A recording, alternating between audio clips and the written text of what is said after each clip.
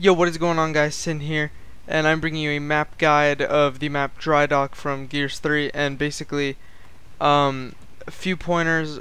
Cog spawn is this side generally for team deathmatch. It interchanges between execution and warzone. So if you're cog, you're this spawn on TDM. If you want to go mortar, you go left side. I'll go more in depth than that, but for now we're gonna go right. This is where your main power weapon is. You have your sniper and your torque bow that interchange here. You can come up here and get a clear shot of the entire map. You don't even need to pick up the power weapon in this situation.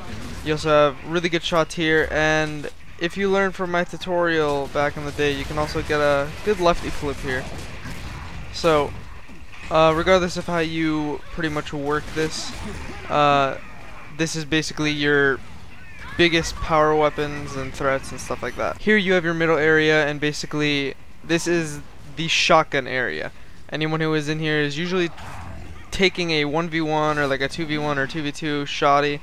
A lot of times, a lot of people, you'll see lancering from here to the guy picking up the sniper. I mean, it kind of works, but it's not as effective.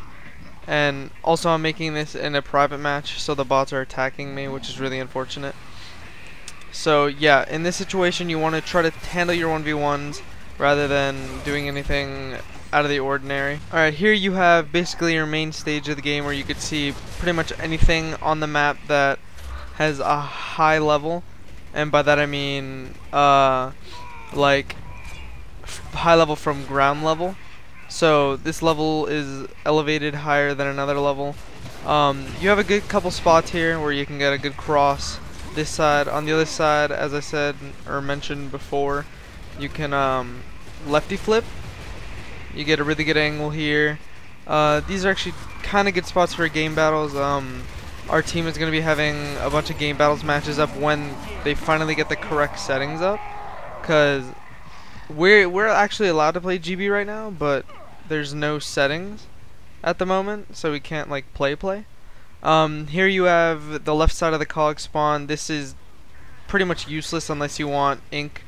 I think the inks interchange with either incendiaries or frags. I think it's more so incendiaries, not so much frags.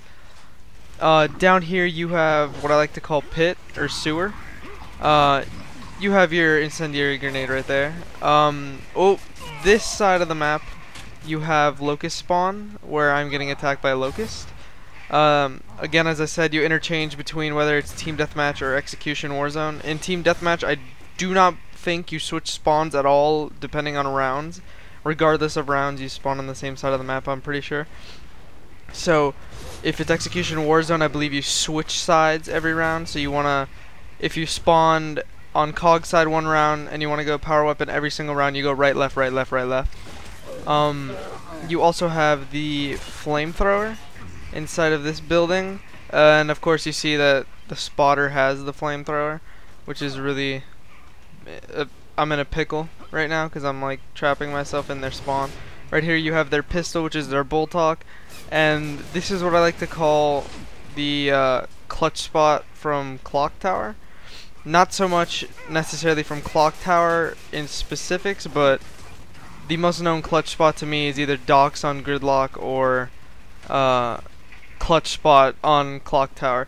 So this is pretty much the corner. If you're ever in a tight situation, I'd say you want to go right here, hide yourself in like a little corner, try to get good angles on your opponents, make sure to interchange on your walls, get quick downs, and try when you go for downs, you want to try to wait for the teammate to revive them so you get an easy kill. Sometimes it doesn't work because how the game works.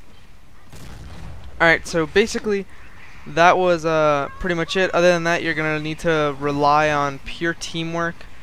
Teamwork pretty much always wins matches unless you have that one person that completely dominates on the other team, and that rarely ever happens. So teamwork over pretty much everything.